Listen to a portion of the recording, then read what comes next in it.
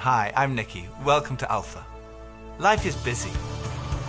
Every day we ask so many questions. What should I wear? What's the weather going to be like? What's happening today? How am I going to fit everything in? But then there are those bigger questions. Like, why am I here? Where am I heading? Is this it? Is there more to life than this? These are life's big questions, but there's rarely enough time to think them through properly. We all have different perspectives on the meaning of life and faith, and Alpha is an opportunity to explore life's big questions. This is a great place to come together and talk about them openly and honestly. I'm Gemma. I'm Toby. And this is Alpha.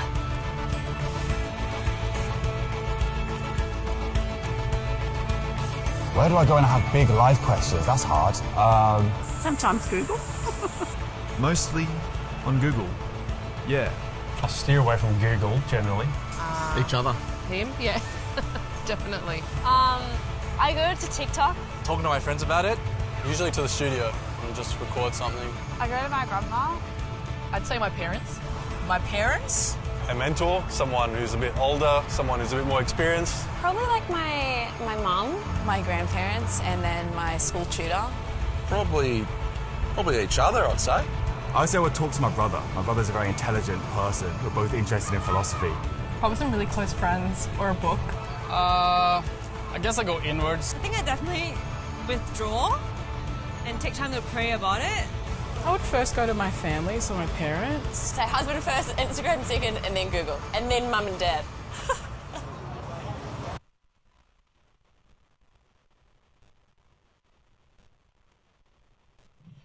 So time to start on your first question around your table. Where do you go when you have big life questions?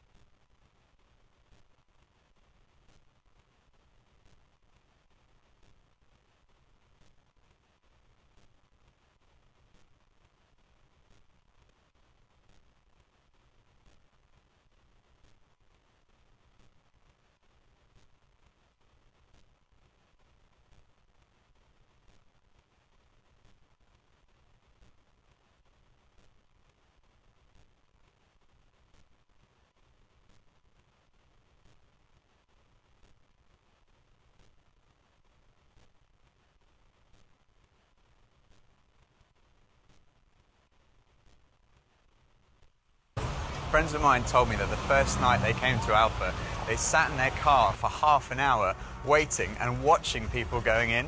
And eventually, when they'd seen enough normal-looking people going in, they thought they'd give it a try. And one thing that might be going through your mind is, am I going to be the only one there who doesn't believe all this stuff, who's not a Christian, that doesn't go to church? Well, if that's you, then you're in the right place. Alpha is designed for people who wouldn't call themselves Christians or who are not regular churchgoers. It might feel a bit strange to be discussing life and faith with people that you've never met before, but the best thing about Alpha is often the great friendships that are formed over the weeks. For much of my life, I was not remotely interested in Christianity. In fact, I don't think I'd ever come to something like Alpha. I was not brought up as a Christian. My father was a secular Jew. He was an agnostic, and my mother didn't go to church, and I had no interest at all in Christianity. First of all, I just thought it was so boring. Everything to me about church, Christianity, religion was just dull and dreary, and it kind of made me feel a little bit guilty. I didn't know why, but I just didn't want to have anything to do with it. And I also thought it was untrue. I thought I'd sort of thought it through, and I'd come up with these intellectual objections, and I called myself, very pretentiously, I called myself a logical determinist. And I quite enjoyed arguing with people who called themselves Christians. And at university, I had a bit of a reputation for being an argumentative atheist. And I also thought it was irrelevant to my life. I couldn't see how someone who'd lived 2,000 years ago, 2,000 miles away, could have any relevance to my life today. It just seemed outdated and irrelevant. But at the same time, looking back now, I would say something was missing. I say that because I don't think I was living in the moment. I was always looking forward to the next thing in life. So when I was at school, I was thinking, when I finish my exams, maybe that will be when I'm going to really start to enjoy life. I finished my exams, and then after about 3 weeks, I started to think there's got to be more to life than this. And I thought, well, maybe when I've left school, that will be what life's all about. And then I left school, and after about 3 weeks, I started to think, there's got to be more to life than this. I thought, well, maybe the answer is to get a girlfriend. And somehow, I don't know how I managed it, but I managed to find a girlfriend. Again, after about 3 weeks, I started to think, there's got to be more to life than this. And basically, there was something missing. I was longing for more. The actor Jim Carrey once said, "I wish everyone could get rich and famous and have everything they've ever dreamed of, so they would know that's not the answer." Some people dream of having their name in lights, of fame and fortune. Some people dream of finding happiness through relationships, careers, money, whatever it may be. But do you ever get that niggly feeling that, as good as those things are, there must be more to life? Yeah, all too often life just doesn't turn out the way we think it should. And even when it does and we achieve our wildest dreams, it's somehow never quite enough. It just doesn't satisfy. It's like there's something missing. The comedian and actor Russell Brand said, "Drugs and alcohol are not my problem. Reality is my problem. Drugs and alcohol are my solution to fill up a hole inside me." And Jesus said, "I am the bread of life." In other words, I'm the one who fulfills the longing that's deep inside every human heart. Jesus claimed to be the one person who can satisfy that spiritual hunger. Freddie Mercury, the lead singer of the rock group Queen, had amassed a huge fortune and attracted millions of fans. But he admitted in an interview shortly before his death that he was desperately lonely. He said this, "You can have everything in the world and still be the loneliest man, and that's the most bitter type of loneliness. Success has brought me world idolization and millions of pounds, but it's prevented me from having the one thing we all need, a loving, ongoing relationship." Ultimately, there's only one relationship that is totally loving and goes on forever, and that's a relationship with God. And Jesus said, "I am the way to that relationship." Jesus said, "I am the way, the truth, and the life." Happy? Oh, friends and music, I reckon. Food. Freshly washed hair, eating a bowl of pasta on the couch. It's the way to go. Ice cream. Ice cream. Yeah, ice cream, mint chocolate ice cream. I think when people around me are happy. Hanging out with my friends and watching cricket. My family and being on country. Babies with the boys. Alcohol. My dog makes me really happy. Is there more to life than this? Oh yeah, definitely. I think so. Right, I guess I'd hope so. I think I'm here for a reason. I think we all are. I don't know. Oh, yeah. I definitely think I don't know what it is, but I don't believe like once my physical body's gone that that's the end of it.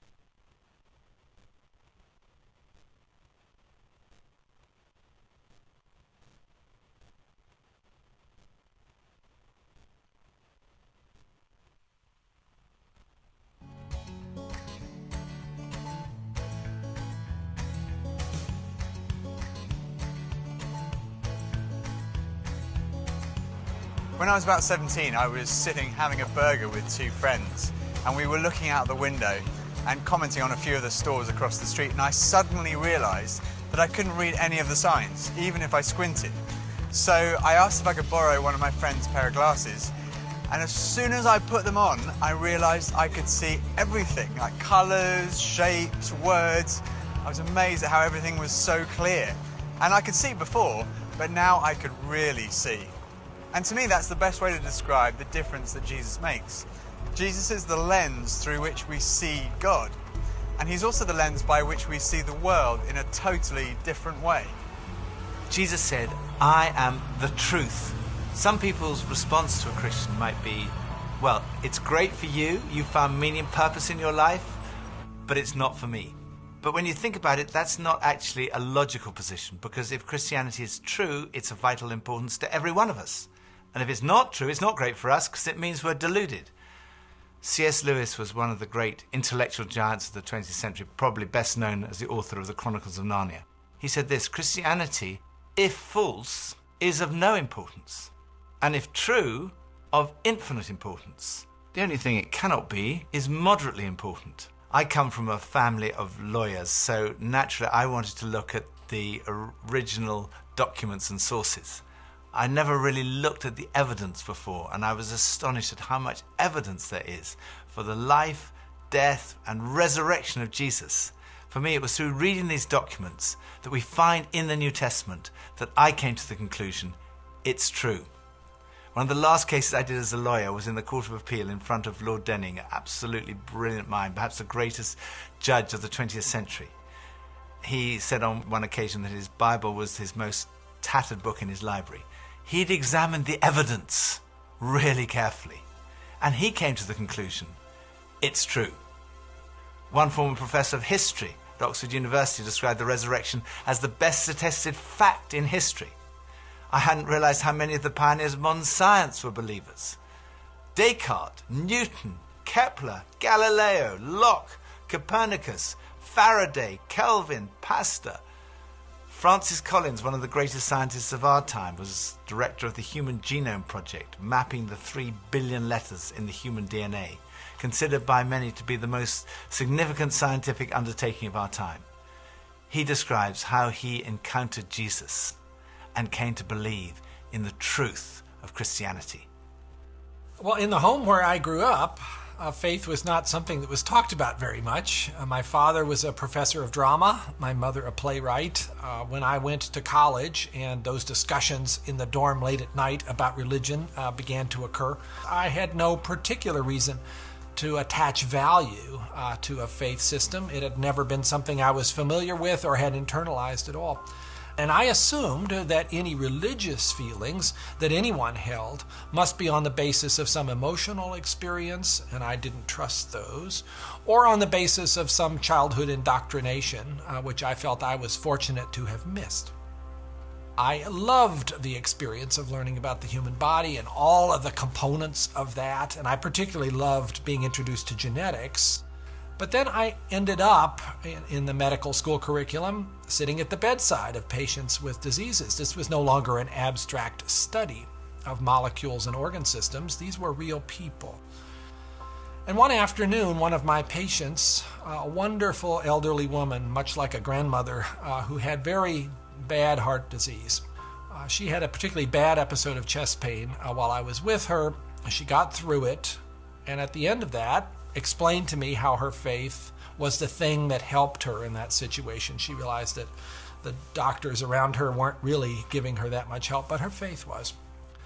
And after she finished her own very personal description of that faith, she turned to me, and I had been silent, and she looked at me quizzically, and she said, "What do you believe, doctor?" And ultimately, I had to admit to myself that her question had made me realize that I had arrived at an answer to the most important issue that we humans ever deal with. Is there a God? And I had arrived there without ever really looking at the evidence. And I was supposed to be a scientist.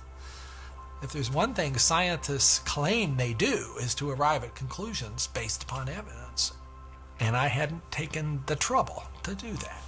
I was greatly assisted by a pastor who lived down the road, who I went and asked about all this, and who gave me a copy of C.S. Lewis's wonderful book, Mere Christianity. Because here was an Oxford scholar, a prodigiously developed intellect, who had traveled the same path. Within those pages, I realized for the first time that one can come to belief on a rational basis, and that in fact, given the many pointers that one sees around oneself in terms of the universe and it having a beginning, and its fine-tuning in terms of the way in which all those constants that determine the behavior of matter and energy seem to have been set just in a certain very precise range to make life possible. And many other things, including my beloved mathematics and why they actually work anyway to describe the universe, something that makes you think the Creator must have been a mathematician. That brought me then to the person of Jesus Christ as a person who was historically extremely well documented. That was news to me. I thought Christ was as much myth as history, and I realized after reading more about it, this was a historical figure upon which we have a great deal of evidence for his existence and his teachings, and even his rising from the dead in a literal way. That day at my patient's bedside started a journey for me. A journey that I was reluctant to begin, but I felt I needed to. A journey that I thought would result in strengthening my atheism, but to my surprise, resulted in my conversion.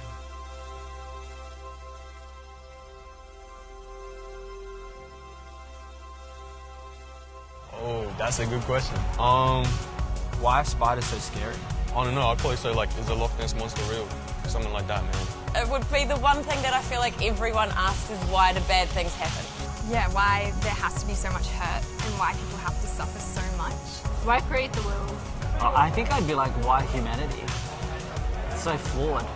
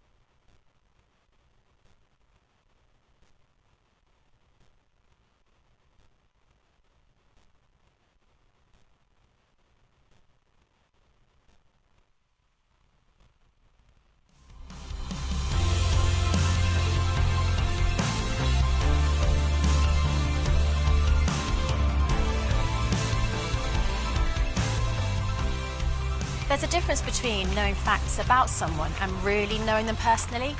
Now, I've known my husband Phil for 3 years now, but suppose if before we met, I found him on a website called The Amazing Man. Now, there's no doubt I would have looked at him and thought, okay, I'm intrigued. But what if each page was dedicated to his amazing abilities, his sparkling personality, his tender heart, his extraordinary intelligence, and his cooking abilities? Well, I would think, wow, he does sound like an amazing person. But that's head knowledge. But I also have the privilege of being married to him, and I know that he's an amazing person, which is knowledge that comes from the experience of a relationship, and that's heart knowledge. When Jesus said, I am the truth, he was talking about more than just a kind of intellectual truth. The Hebrew understanding of truth was truth as experienced. And there's a big difference between a kind of intellectual knowledge and a personal knowledge, between your head and your heart.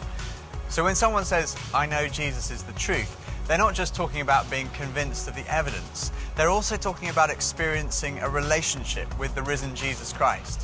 So Jesus said, I am the way, the truth, and lastly he said, I am the life. I have come that you may have life and have it to the full. Jesus came to deal with the things in our lives that stop us from enjoying life to the full, the things that spoil our lives. I hate shopping. I loathe it. I think I'm allergic to shopping. But occasionally my wife Pippa persuades me to go shopping, and just after Christmas it was the sales and she persuaded me to go shopping, and we went into the shop and we bought this very nice new sweater, and same colour as all my other sweaters, and we left the shop and we went to buy a present for her, and we went into this ghastly shop. It was so crowded, it was unbelievable. And even Pippa had had enough and she said, okay, we're leaving. So we went to leave, and as we left, the security alarm went off, and the security guys moved in very quickly and they stopped us all from leaving. And like the crowd that was trying to leave was stopped, and the crowd that was trying to come in was stopped, and we were there right in the middle. The 6 of us who were going through the security at that one time were all taken off and sectioned off from all the rest. And they wanted to see which one of the 6 of us had set off the alarm. So they sent one of them through, and that was fine. They obviously hadn't set it off. Then they sent the next one through. They obviously hadn't set it off. Then the 3rd, then the 4th. None of them set it off. So it was left with Pippa and I were standing there, and I thought, oh my goodness, I'm married to a shoplifter. It must be Pippa who's got set off the alarm. So they sent her through, and she didn't set it off. So I thought, oh my goodness, I've obviously got something. Someone must have planted something on me. I'm going to be arrested, I'm going to be sent to prison. All the crowd were watching, both sides. They were just watching this criminal who'd been caught going through. So they went through, and as I went through, the alarm went off. They took me to the side, they opened up my rucksack on my back, and there they found this sweater from the other shop with the tag still on it. I felt so guilty. That was like false guilt. I also sometimes experience true feelings of guilt because I do things that are not right, that are not good. And this is the wonderful news that God loves you and he loves me. God came in the person of his Son, Jesus Christ, to die for you and for me. And on the cross, he took all of your guilt, all of my guilt, everything you've ever done wrong, everything I've ever done wrong, said wrong, thought wrong, and he died in our place in order that we could be forgiven. And forgiveness, C.S. Lewis said, it's like a recording of our life, wiped completely clean.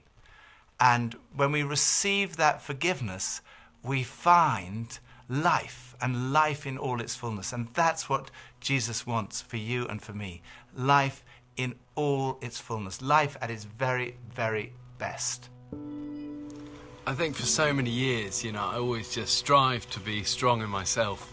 And it was as if that all I needed was me and my buddies and, we'd be like invincible. But the truth is, none of us are. And I don't want to do this thing called life. I don't want to do it on my own.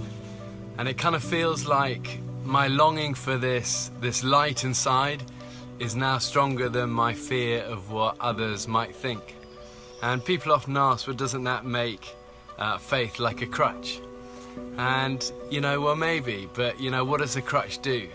A crutch helps you stand, and it makes you stronger. And in that case, sure, I need a bit of that. But especially when it's so much more than that.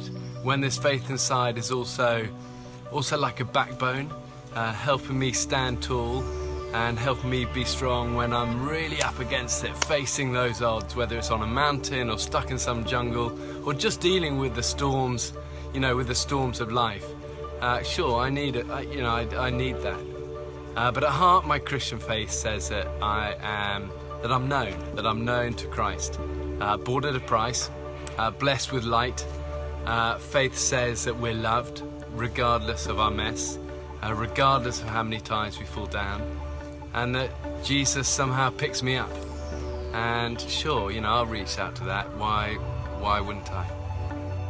I used to think Christianity was boring, untrue, and irrelevant. But when I read about Jesus, I realized he was anything but. Jesus said he's the way to God. He's the one who brings meaning and purpose to your life. He said he's the truth.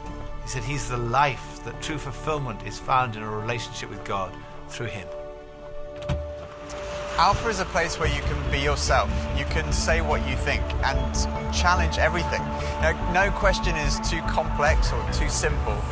And what your point of view is as important as anyone else's. And over the weeks ahead, we are going on a journey together, an adventure to explore the questions of life, faith, and meaning. Think of it this way. If you live to be 70, you're going to spend 20 years and 3 months asleep, 10 years and 5 months watching TV, 5 years and 9 months in some form of transportation, 7 years and 6 months eating and drinking. You have approximately 570,000 hours left to live. So why not spend less than 24 of them asking life's biggest questions? Welcome to Alpha.